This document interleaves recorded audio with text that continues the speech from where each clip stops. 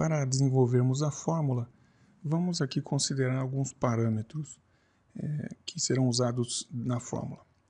A letra R será usada para representar a taxa de retorno desejada, a letra I a taxa de inflação, N será o número de períodos de capitalização dos juros e V0 será o valor inicial. Bem,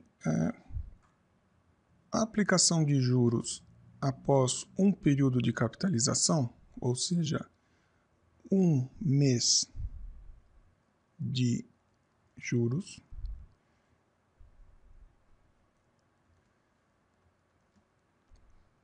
significa que sobre o valor inicial somam-se os juros, que nada mais é do que uma fração R desse valor inicial. Considerando apenas no início a taxa de retorno desejada sobre o valor inicial, sabemos que então o resultado final após um período de aplicação de juros é V0 mais V0 vezes R. Se nós colocarmos o V0 em evidência, nós temos aqui V0 multiplicado por 1 mais R é um resultado final.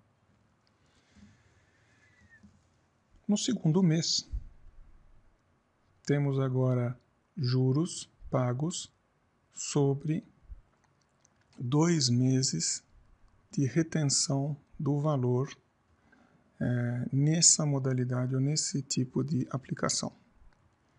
Então, ao final do segundo mês, nós temos o que tínhamos no final do primeiro mês, mais uma fração ou os juros novamente sendo aplicados sobre esse valor V1. No final do primeiro mês, temos o valor inicial com juros. No final do segundo mês, temos o valor do final do primeiro mês mais juros.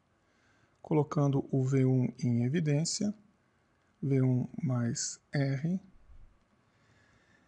é o que obtemos como resultado final, mas nós conhecemos o valor de V1. V1 é V0 vezes 1 mais R. Então, nós podemos reescrever aqui essa expressão, V0 vezes 1 mais R, vezes 1 mais R.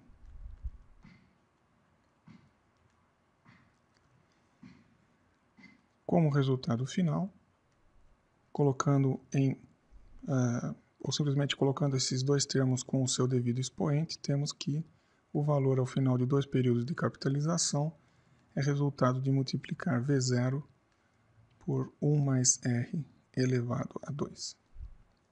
Se o valor inicial ficar aplicado durante mais um período, teremos 3 meses de capitalização de juros e após 3 meses de juros, o resultado já é previsível.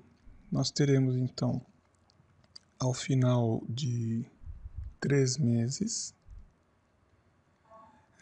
o valor inicial V0 vezes 1 mais a taxa de juros elevado a quanto? Bem, se aqui ao final de um mês tínhamos V0 vezes 1 mais R e ao final do segundo mês tínhamos V0 vezes 1 mais R elevado ao quadrado, nós temos que ao final do terceiro mês o resultado será V0 vezes 1 mais R elevado a 3.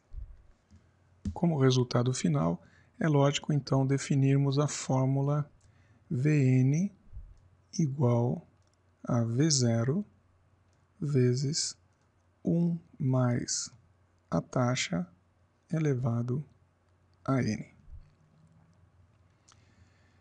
Se temos como parâmetros o valor de V0, taxa de juros R e N, o resultado de capitalizarmos juros R ao final de N períodos de capitalização é V0 vezes 1 mais R elevado a N. Se conhecemos o valor futuro, a taxa de juros e o valor de N e não conhecemos o V0, nós podemos então dizer que o valor V0 é resultado de dividir o valor futuro por 1 mais a taxa elevado a N. A primeira fórmula nos permite levar um valor presente para um determinado momento no futuro, depois de N períodos de capitalização, e a segunda fórmula nos permite trazer para valor presente um valor futuro conhecido e que é resultado da capitalização de juros durante N períodos de capitalização. Bom, temos agora então a fórmula que precisávamos para terminarmos o nosso quadro na planilha Excel. Aplicando a fórmula para o primeiro caso, temos valor V0 vezes 1 mais a taxa de juros que está aqui na célula F4, isso elevado, 1 mais a taxa elevado a o número de períodos de capitalização que está na célula G4. Esta fórmula será copiada para as duas células de baixo. Reparem que neste caso não nos interessa ancorar os valores de D4, F4 e G4. Ao copiar a expressão, a fórmula para baixo, nós queremos que a cópia considere os respectivos valores devido ao deslocamento dessa cópia uma ou duas linhas para baixo. E agora copiamos o valor da célula para as demais. Aqui temos então na linha 5 os respectivos parâmetros. Se eu pressiono F2, ele me mostra a localização das células que estão sendo usadas para esta expressão.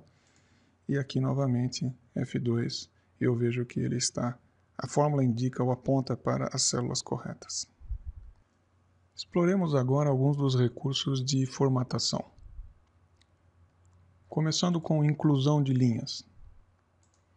Com o botão da direita, nesta coluna que identifica o número de linhas, eu posso chamar o menu de opções para inserção, exclusão e altura e outras características relativas às linhas. Talvez a fonte, trocando a fonte para uma outra fonte qualquer que me agrade mais. O cabeçalho num outro tom de cinza. Um destaque para o empréstimo feito ao amigo num outro tom mais colorido. Aqui as opções de borda são inúmeras. Eu quero, por exemplo, uma borda inferior e uma borda superior. Nesse caso aqui na última linha eu quero uma borda inferior. O número de casas decimais depois da vírgula pode também ser ajustado. Há uma última fórmula que nós podíamos acrescentar, é a fórmula de soma. Eu quero a soma desses três valores e a expressão que poderíamos usar é de soma de um intervalo. E os dois pontos aqui representam o início e o fim desse intervalo. O valor total é representado aqui. Então, posso copiar agora essa fórmula para cá também. E vejo que, com este processo, R$ 1.600 se transformaram em R$16.000 se transformaram em 18.701 após 14 meses de aplicações de juros, diferenciados um para cada investimento. Se quisermos agora considerar a inflação, podemos acrescentar aqui uma coluna. Eu apenas copiei a coluna da esquerda. Valores com juros e inflação. E simplificando um pouco aqui o cálculo, eu vou simplesmente dizer que o resultado final de 14 meses de aplicação de juros mais correção monetária seria igual a multiplicar o valor inicial por 1 mais a taxa de juros. Entretanto, a taxa de juros aqui é a soma de dois valores. A inflação observada naquele mês, e a expectativa é a mesma para todos os 14 meses, mais os juros que serão pagos naquela alternativa de investimento. Então, aí sim temos agora uma soma de juros ou de duas taxas, e isso durante 14 meses, valor que está armazenado na célula G5. Posso copiar essa expressão aqui para baixo e vemos qual seria o resultado, ou a diferença no resultado, se além dos juros fosse pago também a inflação. Temos então agora o resultado de correção monetária, mais retorno, mais juros pagos, e a diferença entre um sistema de cálculo e o outro pode ser obtido aqui também facilmente. Último detalhe envolvendo formatação. Esse pincelzinho aqui é muito útil. Se eu quero repetir a formatação dessa célula, coloco o meu cursor em cima da célula, pincel e próxima célula, onde eu desejo repetir a formatação. Se, por exemplo, eu quero que os milhares apareçam destacados, basta clicar nesse ícone. Se eu quero formatar ou usar essa formatação agora nas outras duas somas, eu posso então, usando o pincel, repetir essa formatação. Considerando agora um novo cenário onde os investimentos ficam aplicados por um período de 10 meses e a taxa de inflação é de 0,7% ao mês, percebemos que os valores foram todos recalculados automaticamente pelas fórmulas. Para esse cenário, vamos explorar um recurso bastante curioso e útil do Excel, que está disponível debaixo da opção Teste de Hipóteses. Ele se chama Atingir Metas e nos permite simular diferentes valores e ver qual o resultado da variação nesses valores. Como funciona esse recurso? O objetivo aqui é explorar o efeito de alterar uma determinada célula, cujo valor é usado em uma ou mais fórmulas, e essa análise do impacto é feito estabelecendo-se uma meta para um determinado resultado. Digamos que eu queira então que o total obtido ao final do período de aplicação seja de R$25 mil. Eu gostaria de ter R$25 mil daqui a 10 meses. Bem, então o valor desejado é R$25 mil. Esse valor é definido como meta dentro do recurso Atingir Meta. Para que eu chegue a R$25 mil, uma alternativa é dizer, bom, altere a célula, quantidade disponível ou aplicada na poupança. Então, o valor que deve ser alterado para R$25 mil está na célula I8. O resultado é atingido, R$25 mil, desde que eu aplique, ao invés de apenas 1.000, eu tenha hoje a capacidade de depositar R$ 6.180,94. Atingir metas é um recurso muito útil em inúmeras análises e a sua aplicação é muito simples. Por exemplo, se eu tenho aqui um valor 10 ou 100, aqui eu tenho um valor 100 também, e eu quero simplesmente a soma desses dois valores.